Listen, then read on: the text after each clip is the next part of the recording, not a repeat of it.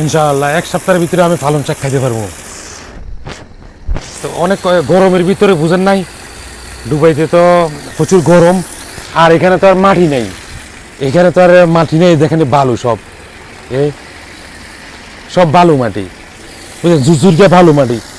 এই দেখেন, কালকে পানি দিয়ে নাই, বালুর অবস্থা দেখেন কি এরকম হয়ে গেছে। দেখছেন কালকে কালকে রবিবার আছিল, কালকে ছুটি আছিল, কালকে ডিউটিতে আসি নাই, কাজ করি নাই, এখন পুরা বালু দেখেন ঝুরঝুর হয়ে গেছে কই। এগুলো তো আর আমাদের দেশের মতো আর মাটি না, তো এগুলো তো সব বালু, এখানে তো আর মাটি নেই।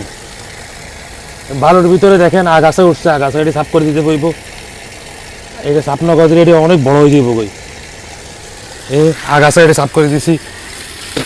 আমাকে দেশের মতো যদি মাটি হইতো তাহলে আমি কত আগে এখান থেকে সবজি খেতে পারতাম না। আমাদের দেশের মতো তো আর মাটি না, সব বালু, বালুর ভিতরে পানি দিই, ওই প্যাকেট ভরা হাঁস পাওয়া যায়, খাদ আর কি, হাঁস পাওয়া যায়, হাঁসগুলো আনি একটু দিলে গাছগুলো আর একটু বড় হইতো। হাঁসগুলো আনতে হইব, ধরেন দুবাই 10 টাকা, বাংলাদেশে 350 টাকা, 350 টাকা দিয়ে হাঁস আনে দিতে হইব। এখানে হাঁস আনে দিলে তা আমি সবজি খাইতে পারবো। 10 টাকা খরচ করলে বাংলাদেশ, 350 টাকা খরচ করলে বাংলাদেশের 5000 টাকা সবজি খাইতে পারবো এখান থেকে।